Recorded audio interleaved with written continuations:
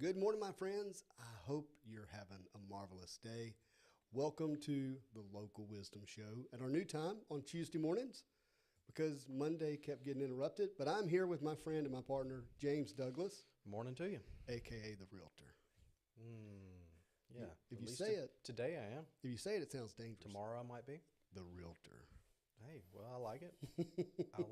Can I brand that? Hunting houses and saving Can people. I brand the Realtor? No, can't brand that one because you're not a dinosaur. Oh, okay. All right. Well, Okay, sorry. Yeah. Well, Realtor, not. Yeah, not it is Realtor, not Realtor. Realtor. In case you're calling your favorite real estate agent. I mean, Jurassic Park is in the theater still, so you could be Is a it? realtor for just a little while longer.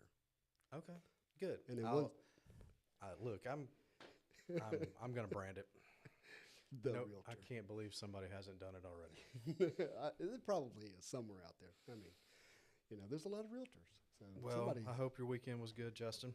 it was good. Jamie is now at the Myrtles. I saw that. My wife likes to be scared to death.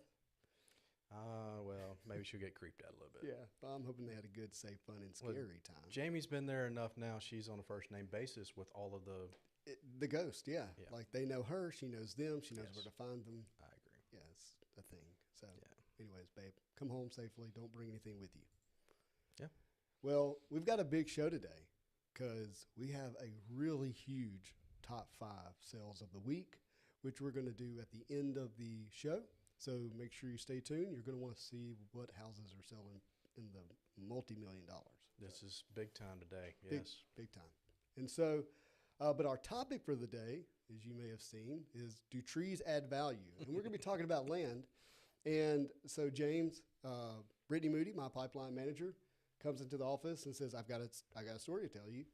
Our 200-year-old oak tree fell in the middle of the night. Not good. Family tree. People are sad. Hearts I are would be broken. too. But did the property lose value because this 200-year-old oak tree fell?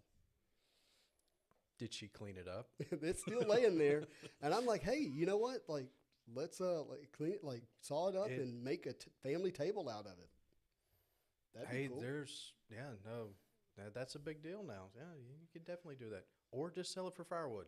Yeah, or firewood. No, Let's burn it. okay. There's still value there, but no, seriously. So as people are looking to buy land, I think it's fair to say that most people like trees. Like they're Sure. fond of them. That they at least want a few on the property, but Yes, that there's an extent to that. There's a lot of people that don't like them right up around the house. yeah, because maybe they've had an experience of one falling. Brittany did. Brittany did. We have a friend who just mowed every tree down after he bought a house, Sure. which We've Good or had bad? friends that had trees fall on their house here recently. yeah. So, But if you're buying vacant land, so imagine nothing's built, yep. this raw land, as we like to say, Okay.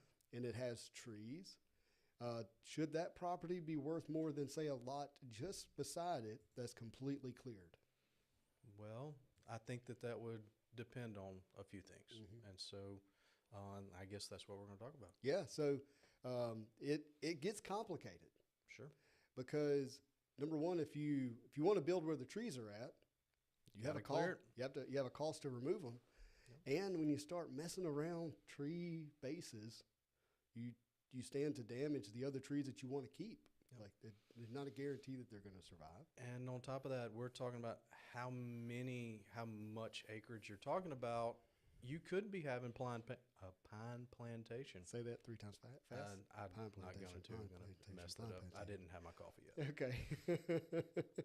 Well, yeah. So tree type is a part of it. Sure. I mean, we generally look at oaks and pines. There's some, there's variations, but that's going to be the two. We primary. live in a state that is heavy in the timber industry, and so there's a value given to the tree itself. But if we're talking about residential lots, let's for a minute just talk about residential lots. I think that's a little different than us talking about a 1,000-acre piece of land. And the reason is that you have to be able to put in a driveway to access. Most people want a front, back, and side yard, so you've got that footprint that you need to have access to. Sure. And so if you have to clear land, one of the things that I've noticed when people are buying raw land is they drastically underestimate the cost of getting it buildable. Yeah. And so in one sense, you're like, hey, this has mature, lovely trees on them, which I enjoy immensely. Absolutely. But at the same time, there's an expense to get where you build the house. And that expense could, normally I would say, actually exceeds the value added of having the trees. Have you had a tree cut down lately? Not in, thank God, not in the last 4 years. Yeah. But I hear that it's not $1,000 a tree, like maybe it was, or $800 a tree at one time. No, it's a lot. I mean, there's a lot of liability in cutting trees. And I believe that liability is continuing to go up. Right. So it's a big deal, especially when we're talking about residential areas where there are houses and buildings right close to all the trees. I grew up around residential construction, a lot of it, and the most dangerous job sites I've ever been on is when we were taking down trees. I wouldn't. I've seen people fall out of trees. I've seen people have rope burns that cut through the gloves and into their hands. I've watched people be wrapped around trees, hanging onto the rope, trying to drop limbs down. This is old style tree removal. But get back to the tree aspect of it. So if you're out there and you have, a lot, so let's define a lot, under 2 acres or less. Okay. And it has trees on it, there's a chance that it is more marketable because of the trees. And you certainly definitely takes pictures better. Yes, definitely takes pictures better, depending on the undergrowth, obviously, but to your point. So if you're a buyer and you get enamored with the trees, remember to do the work of determining what the actual cost is to get that site buildable. Sure. Yeah, and well, that would go to what do you want to do with the property? If you're just adding it, if it's on the side of your home and you're just adding this, the trees may be very much a valuable thing to you. If you're wanting to build on it, though. Have you ever seen a new development go up and you go, why did they mow down all the trees? There we go. There's a reason for it, and there's a cost-effective way to do that. You start trying to save trees, you get into some trouble. They just get a bulldozer and push them over. Again, I'm pro-tree. I like them. I had some land one time that I was developing, and it was 5-acre tract, and we decided, where people couldn't see what was there. The undergrowth was so thick that people would pull up to the street and they're like, what is it? Like, I can't see or walk it. And so we paid to have it mowed. Now, if you don't know this, there's equipment out there that, and it's probably more advanced than even when I did it, but back then, anything under 8 inches in diameter, they could just mow it over. Yeah. And so any of the pine trees that were, say, less than 7, 8, 10 years old, whatever the proper age is there, they would be able to just mow through those trees and then open it up. Property sold immediately. I imagine so. Yeah, it looks way better, and the people can see the property at that point. They can see the potential or use for the property. And what they really saw was the mature trees, and it created an eye appeal. And like I said, people love trees, and they're like, yeah, I want 5 acres of trees.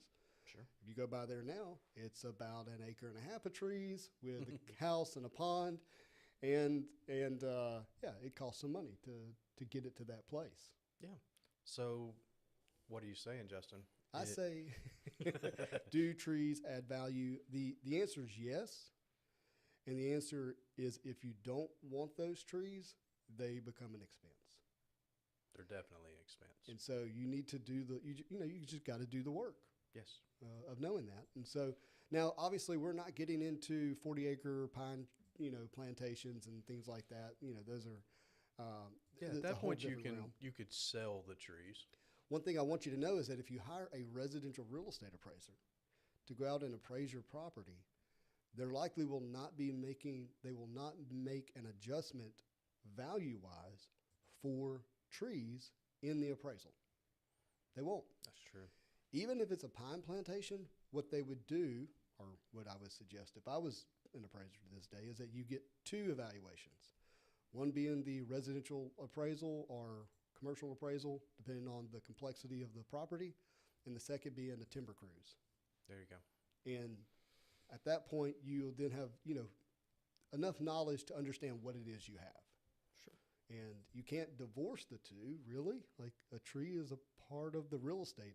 So just to make sure you understand what I'm saying, if you offer up a piece of property for sale and it has a tree in the front yard and somebody writes a contract on it and you remove the tree, you're out of contract because you have removed a piece of the real estate. Is this the point that we talk about timber rights? Ooh, I didn't even think about timber rights. No, let's save timber rights for the maybe bigger conversation down the road about pine plantation and growth like that. But because we probably need to bring a specialist on for that episode. Well, I did have a client who was going to build. She found I believe it was almost 8 acres, and the seller refused to give over the timber rights, and we would not move forward. I wouldn't. I mean, no. She bought. Is that a logger in our front yard? At any point. At any point. And so, no, she was going to put a few $100,000 to build a house. Can I pick up that limb? Well, it's not mine. Yeah, no, it is a thing, and so most properties the timber rights convey. Yeah, my friend. So when you own real estate, this is actually really special. And gosh, so many episodes we could do. Yeah. You have a bundle of rights, and one of those is timber rights, and you can sell those off, and you can retain them, and either one's true. So just something to be aware of, especially if you're buying acreage property. All right. Well, trees are not the only thing on land. No. And it's not the only type of lot that you can buy. Right. So what else land-wise can we do, Justin? I remember one time when I was young, there was a dream of owning a nice house on a corner lot. I remember hearing like corner lots had more value. Some people say. So I bought a house on the corner of Pleasant Valley and Avant Road in West Monroe, Louisiana. Okay. And if you're not familiar with Avant Road, it's a drag strip. People just 80 miles an hour, it seems like, because it's a long straightaway, smooth asphalt, right? And I have small children on the corner lot. And I have land that actually doesn't belong to me. Right. Yeah, you got the because I own to my property line, and then there's the right-of-way easement for utilities, yes, the shoulder, so to speak, and the ditch, and I have to not only mow it. What else do I got to do, James? Well, you got to look at it and pick up all the trash. So if there's a stop sign, this is a big deal. It is a big deal. People don't think about this, but if you live on a corner and there's a stop sign. Right.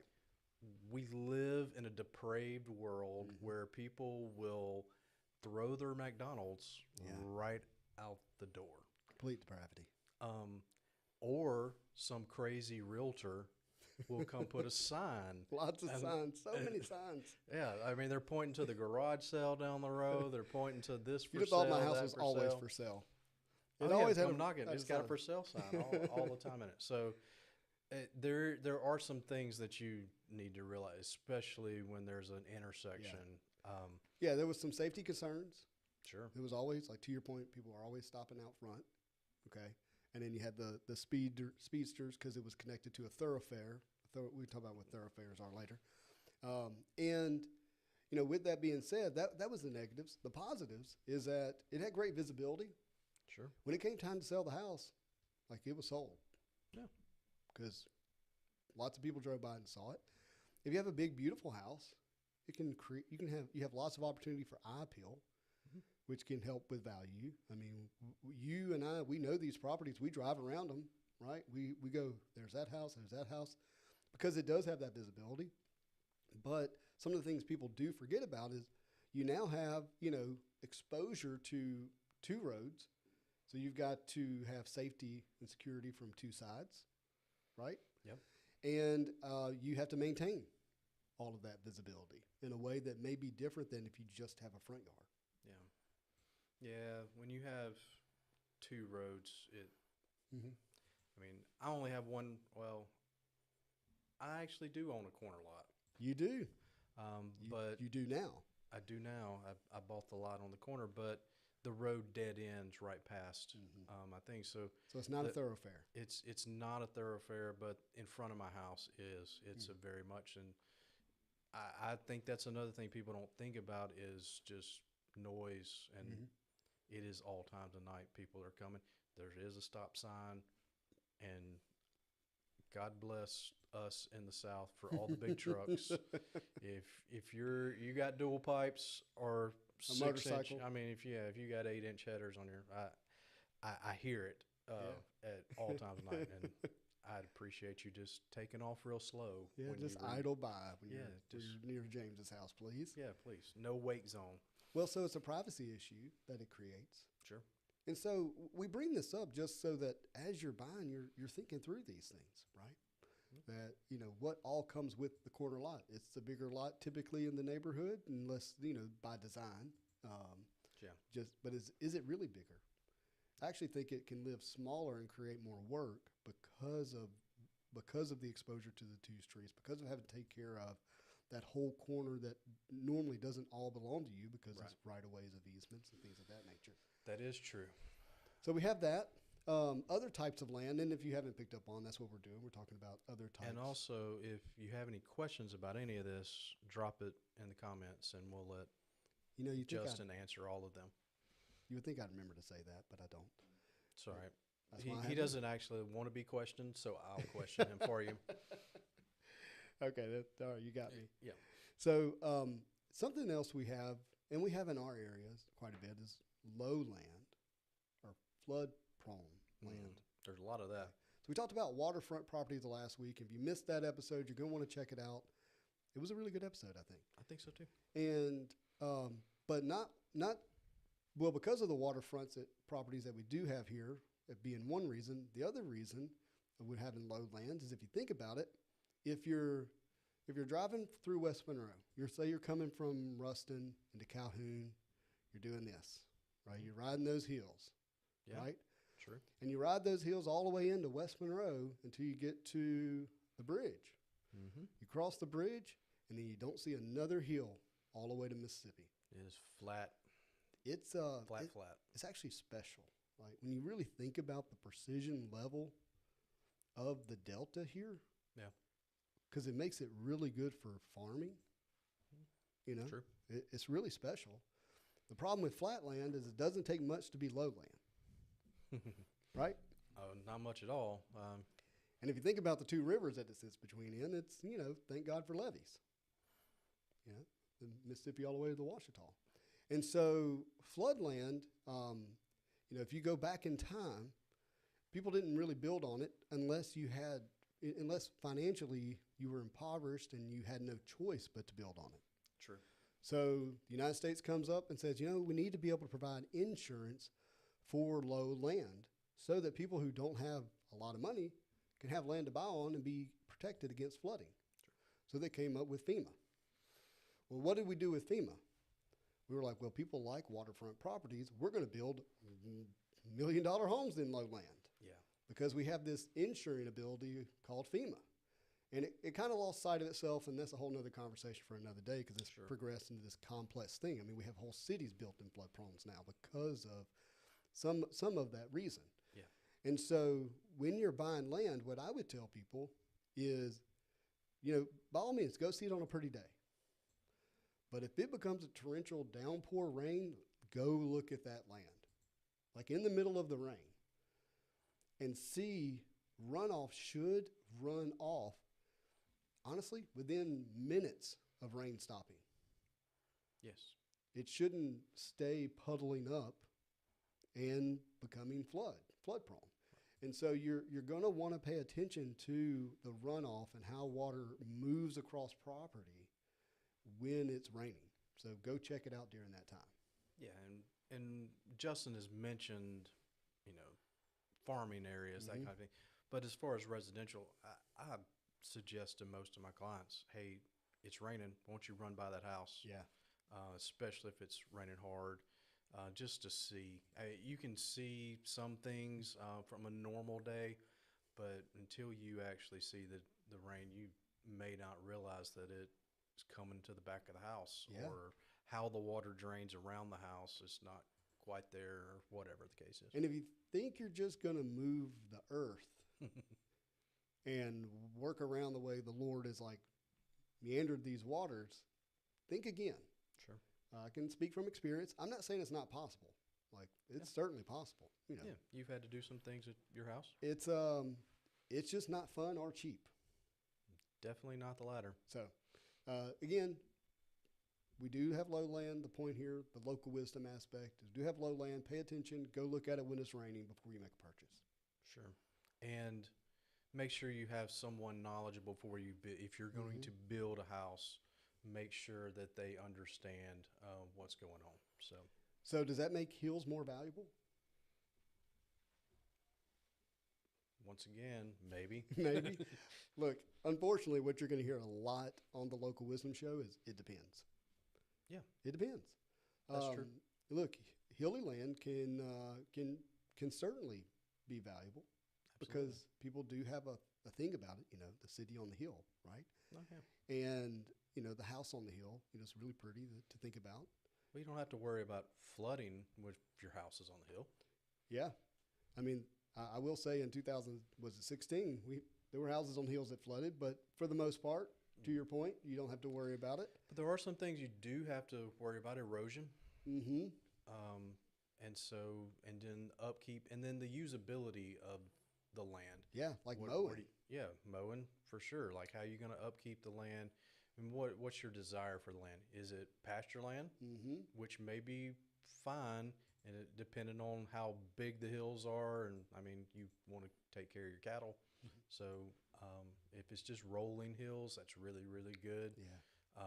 But if it's, you know, a little more acute hills, it may not be what a person would want. If you haven't been to South Calhoun, so there's not a South Calhoun, I'm calling it that. It's south of the interstate. Yeah, okay. Calhoun. What a funny word, by the way. Are we talking just about West Monroe, or are you actually talking about Calhoun? I'm talking about Calhoun. There's an aspect of West Monroe depending on the address, but for the sake of being specific, let me say Calhoun. There's some really pretty hills. Sure. South of the interstate. Well, we have some. There's some really great land out there, and we have cattle company out there. We do, and I mean, I've heard people call it God's country. You know, like it's special in terms of the lay of the land, and look, it's all God's country. But sure, it's pretty. It is pretty. If you haven't been out there, check it out. If you like hilly property and if y'all are just riding around. My wife and I used to do that a lot. We didn't have anything to do, didn't have any money, and gas was cheap then. Right. If you want to flex a little bit and just go for a joyride, go to the south side of the interstate in Calhoun. All right, so last residential land question before we get to the top 5. Okay. Does size equate to value? Most of the time. Most of the time? I got you a different answer. You got me a different answer. So, so if I have, I mean, like common sense would say if I have 1 acre, it's worth this much. And if I have 2 acres, it's worth more. Right. And that keeps going. And so, look, size does generally equate to value. Correct. And you know, allow you to ask for a higher sales price or for you to expect to pay more. But here's where people can get misled with that. Okay. If you were to go in the grocery store and let's say you want to buy a bottle of water. Since I have this here, I'll use this as the example. Okay. It might cost me, I don't know, what does a bottle of water cost? $1 something now? If you're just buying one. Yeah. But I could buy a pack of 24 bottles for what? I don't know. My wife is the one who buys the water, but $8 maybe? $8. So there's a concept of diminishing returns the more you have of something. True. So 1 might be $1. So, but 24 doesn't cost me $24. Right. It costs me $8 maybe. So Justin's saying 1 acre may be $25,000. Maybe. But in the same area, 40 acres may only be. Well, today's market, 200,000. But at the same time, it's not 25,000 an acre. Correct. And not all acres are equal. That's also true. We've already talked about it. The hills, the flood, the cleared with trees.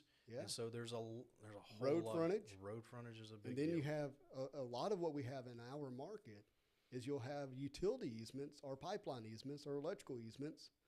Great. And so, Great example. We just closed a gentleman. He bought an 8-acre, almost 9 acres, and it had a perfectly cleared spot for the house. oh yeah, Like flat already. Like he was going to have to do just very little dirt work. It was great. It even had lowlands in the back. It had a creek running through it. Ooh. It was pretty. It was a beautiful spot of land. Except for the power lines went straight over where the house was. yeah, they can't build that. Well, yeah, you shouldn't build there. No, it was not going to be able. And so we had to get energy out to talk about. Luckily, there was no underground, the gas and all was run differently. And so, Are they moving it? in this case, yes. Yeah. So if you don't know, utility easements like Energy or Claiborne Electric are the two of the bigger ones in our area. They have, if the line's there, they likely have an easement 15 feet of each side of that line, Yes. meaning that a tree or a house, nothing can obstruct it. No. And they also have the right to come onto the property to make sure nothing continues to obstruct it. Yes. And so, yeah, that would get in the way. And that would affect the value of acreage, as pretty as it might be. And as perfectly laid as it might lay. But we did use that as leverage and got the price down. See, real tour. The realtor. The realtor. But yeah, so not every acre has the same value. And so if you're out there and you have 5 acres and your neighbor sells 1 acre for $25,000, don't think that, okay, $125,000 is mine. Sure. Like it's going to happen. The appraiser that I had a relationship with always told me that the first acre has the most value. And then Yeah. It's not so much like the first acre. right. But what I think what they mean by it is where the home site is going to be. Correct. What is the most needed aspect of the land on residential was where the home is going to be. And generally that is the first acre because you got access. Yep. And then every acre from there becomes an excess aspect of it. And there's a whole nother conversation Is about it that. excess? Well, thankfully it doesn't come up much anymore, but there was a time in history, and I'll go, gosh, I got to be quick. There was a time in history where people used government-insured loans to be able to buy large acres tracts, Yes. meaning low down payment, no down payment, but really they were not buying the house, they were buying the land. And so they put some definitions in the appraisal aspect of these government-insured loans, such as FHA, Rural Development, VA, that if there's excess land that could be separated and marketed separately from the house without actually damaging the house, then you were not to include that in the evaluation part of the process. And so that's what James is talking about here, and that's another conversation for another day. Sure.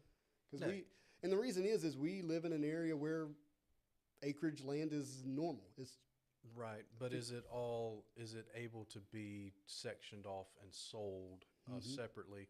And so if you are getting an appraisal, if you are valuing your piece of property, realize you may have 2 acres that can't be sectioned off because the house sits right in the middle of it.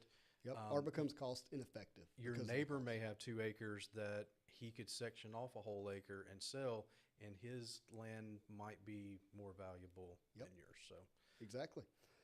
Well, we covered a lot with land in a little bit of time. yeah, So I'd say our price per acre is pretty high. God bless it. Okay, that was a terrible joke. Anyways. It was. Can we move to the top 5, Justin? Let's do it. Let's go to the top 5, everybody. Okay. All right. Hey, we have some really cool sales this week. I'm excited.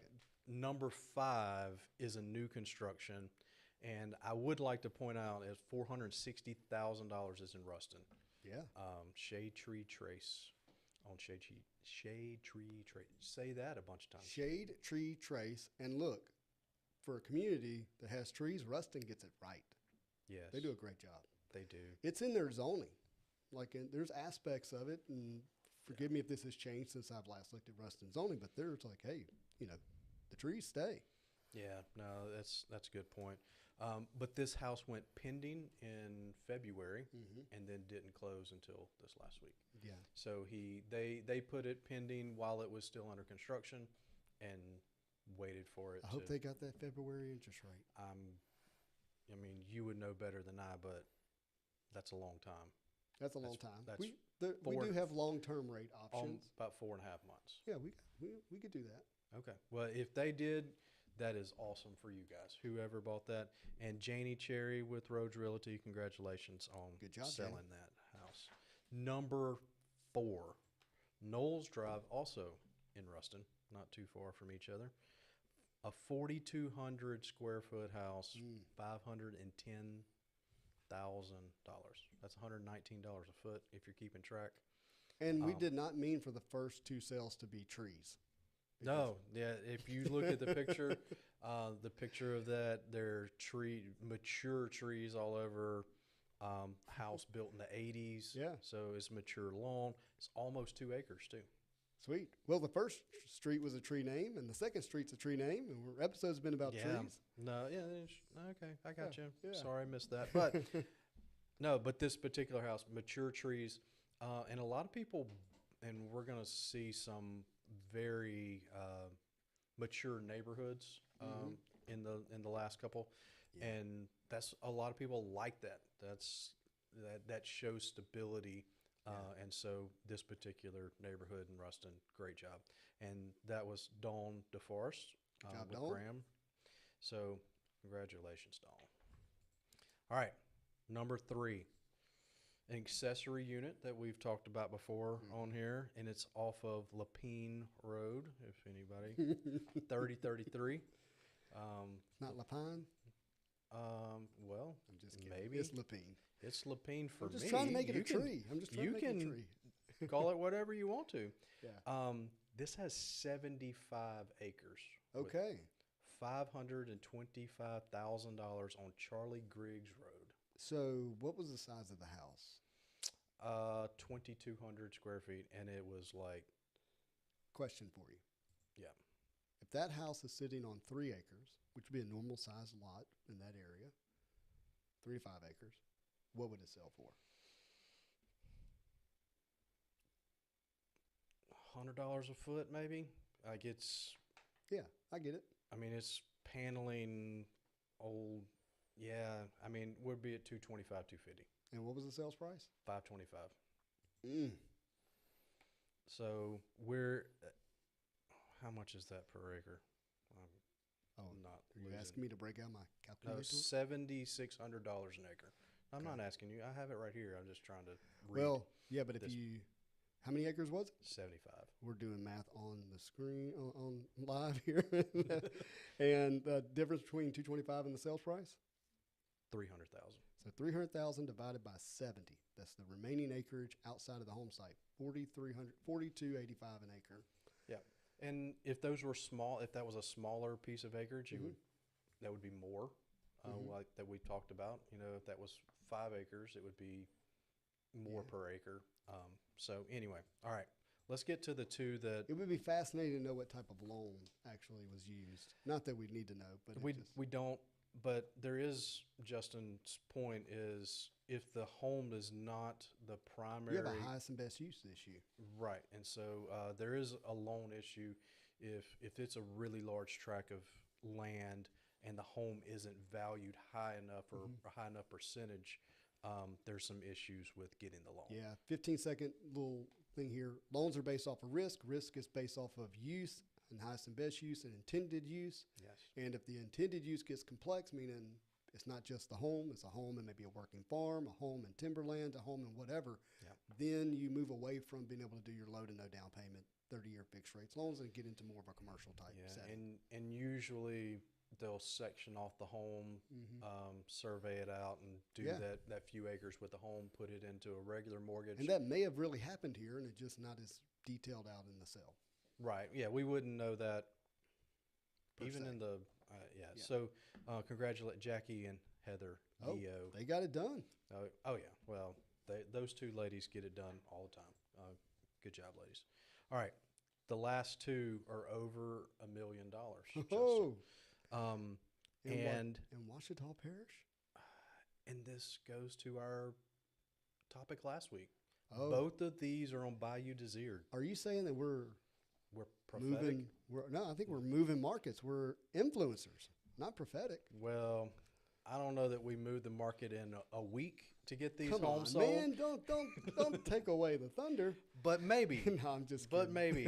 All right. So $1,665,000 on Oak Drive. That's number two. Also another tree name. Trees add value. That concludes our episode. Yes. You if you have a tree name in your street, it does not add value. I live on Tall Pines. And there you go. It does not add value. Disclaimer, it does not add value. All right, but this is a 5,600 square foot house. Nice. Sitting on the bayou. On the bayou, baby. In fact, it can see number one from the back. Like they can see the back of Look each across other. the water? They're across the water I from see each you other. over there. Yeah, but Barbara Thomas sold this house. It's a really nice home. Barbara Thomas, what a rock star of a realtor, by the way. Yeah, she's been doing it for a long time. She's really, really good. She is. Congratulations, Barbara. Oak Drive, love this area. It's off of Loop Road. Yeah, it's the Loop Road area. Little And dead if you end don't know, street. it's a Boom, right into the bayou. Oh, it's a massive home. It's built in the 80s. Also, What's the lot size, if you don't mind me asking? it is just less than half acre, 0.4 acre. Does it give the lot dimensions? No, Dang. Okay. I sorry. was curious how many water, how much How footage much was along footage? the water. Yeah, I could have looked it up and scanned it for you, but I didn't, Justin. So That's all right. We always come Sorry. prepared. yeah. So in real estate world, most of us don't actually put the lot dimensions. We just say it's 0.48 acres. Because our tax assessor doesn't have those lot dimensions on most of Yeah, them. So, that's true. all right, number one. It really deserves all of that fanfare. This is $2.1 million. Might be number one for the year. It might be. Wait. In residential sales, it might be. This is. I mean, I haven't gone back and looked, but it's up there. If not, I don't know that we're selling too many. But it's on Lake Desire Drive, River Oak subdivision. Susie Husted. Good job, Susie. Yeah. No. Great job. 6,200 square feet. Wow. This also has a famous architect that designed it. We need to call that out. Yeah, A. Hayes Town. Oh, well, there. Okay, so if you don't know who A. Hayes Town is, he's a Louisiana Tech graduate. He is very famous. Yeah. Not just locally famous. Right. This is a well-renowned architect. Yeah, I think he passed away in the 80s, maybe the 90s. And but this is one of his homes. Yeah. He did a lot in the Baton Rouge area. That was kind of his core where he did, but there are some of these homes, and this is like that's how they marketed it. Yeah, A. Hayes Towns. That his means name is all through that. So good job. I've seen Susie. a list of the A. Hayes Towns homes in Washita Parish at one time. I believe somebody maybe turned it into a coffee table book. Probably so. Yeah, I wouldn't doubt it. That is really special. I did not realize that when you sent me the sale. I saw the price and I didn't see hardly anything else. No, but it was completely renovated from top to bottom. There's not a spot on here that wasn't touched. If you bought this home, send me some pictures of what you did, because this was a blank canvas. It has a walk-in wine room that holds 3,000 bottles. It's got a brand new boathouse. It's got everything. It's got reclaimed wood. It's got a massive sunroom that just looks out over the bayou. And it's on Lake Desire, on the bayou. Well, yeah. Man, that is special. Yeah, and if you drove by, you've driven by this house, and it's just right there. It's only on 0.62 acres. But it's the right acres. And look at it and say, that's a nice house then you realize when you start looking at it on paper, 6,000 square feet. Right. And then you have It's maybe a true two-story though. So that means the bottom floor and the top floor match. right. And so the square footage, like footprint wise, is what I'm trying to say. It probably takes up the land like a 3,000 square foot house. Sure. Yeah, but this is a great home. One other caveat with all this: none of these sold for what they asked. Okay. Like they went down? They went down. Ah. Well, that doesn't surprise me for the multi-million-dollar houses, obviously. Surprises me for the new construction. But for the new construction, it is surprising. Yeah. So, is that a shift in the market? Maybe we'll talk about that another time. Yeah, be good. So, well, that's a great week in Monroe market and Northeast Louisiana market. We actually sold less homes this week, though. We only sold about 40. Only sold about 40, but I bet those two sales make up in terms of the volume dollars right there. Yeah. I mean, I think the average sales price is still, $225, $250 right now in the parish, if I had to guess. Yeah, it's around 230. Yeah. And so, man, wow, what an episode. That was fun, James. Yeah. Great job, always. Everybody, thank you for watching.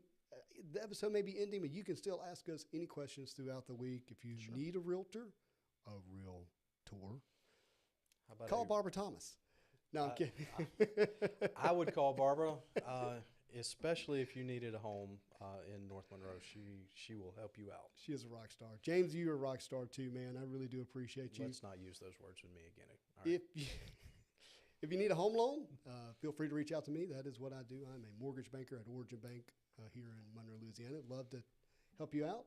And I guess I should do a little self-promoting. Like, did you see that I won Yeah. Best Mortgage Lender in the Bayou Buzz? It's well deserved, Justin. Well, I paid a lot of people to vote, so. I would say this, that yes, a lot of those are, but Justin wasn't out there hounding people to vote. Justin really does kill it when it comes to mortgages, so please call him. He knows mortgages forward and backwards, so he knows all of the caveats, he knows all of the details, and he can get you into a mortgage. If it is possible for you to be in a mortgage, Justin will be able to help you out. Well, thank you. I am going to work hard. I have a strong sense of curiosity, so I'm always learning. That's just something that I really love. And so, yeah, I'll bring that to the table for you if I can help you. Also, Maybe you'll learn that pools don't add much value. I'm not there, my friend. Okay. I'm a little biased myself, but either way. Anyhow, this has been another episode of Local Wisdom. Thank you for watching. It means a lot to us. We'll be back next Tuesday, Lord willing. That is our new time, 7:45 a.m.